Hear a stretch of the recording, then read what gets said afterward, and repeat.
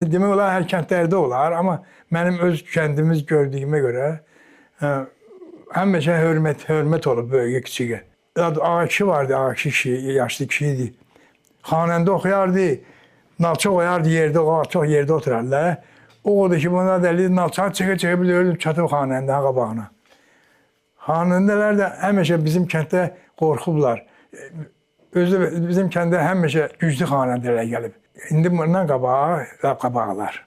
İndi bu usul düzürlər. Qabaq bir dənə dörhadır, oturacaq düzəldirdilər bütün toyxanalarda. Toyxanada əllə qurulurdu. Gedirlər, kimdə torba. Bizim vaxtıkən bizim taxtalarımız çox olub, torbamız, taxtamız. Bizim o taxtalarımız, torbalarımız bu toylarda dağılıb gedib. Gəlib aparırdılar, sonra yorğan döşəyi yığırdılar. Yorğan, nalça, öylərdən yığırdılar, palaz yığırdılar. Toydan bir neçə gün qabaq çağırırlar, məsləhət əli. Bir həftə qabaq, 10 gün qabaq toyların məsləhəti olurdu. Bütün qohumlar yığılırdı, oraya məsləhət edirlər.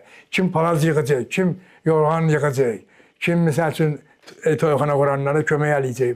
Bunlar hamısını aydınlaşdırırdılar, danışırdılar. Ondan sonra hər kəsə öz üçün bilirdi. Elə toy olub ki, məsəl üçün böyük toyxanadır, Aşıq Şakir olan toyxanadır. Bir dənə deməli, ortada elə o Şakir gəli güclə deyarım, toyxana doludur. Hətta o toyda şuluq da düşüb. Mənim atam yatsızdırıb oşadı. Aşıq toyu idi, Aşıq Şakir də oxuyandı.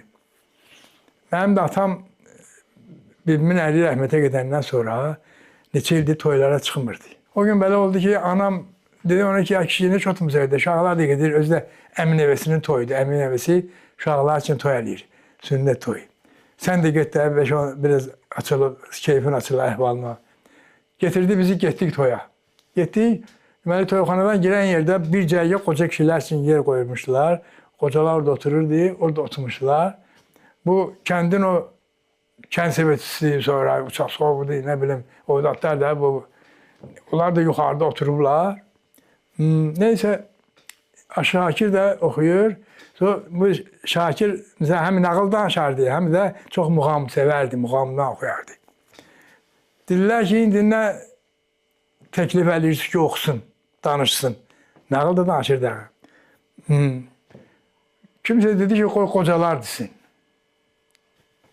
Qocalar deyəndə oradan atam durdu, dedi ki, bu Şakir muğambaz deyil. Şahid oxusun, muğam da oxusun orada. O yuxarıda oturanlar biraz atam devolarla bir vaxtda düşmənçilikləri zadə olur. Kənd səbətinə qalxır.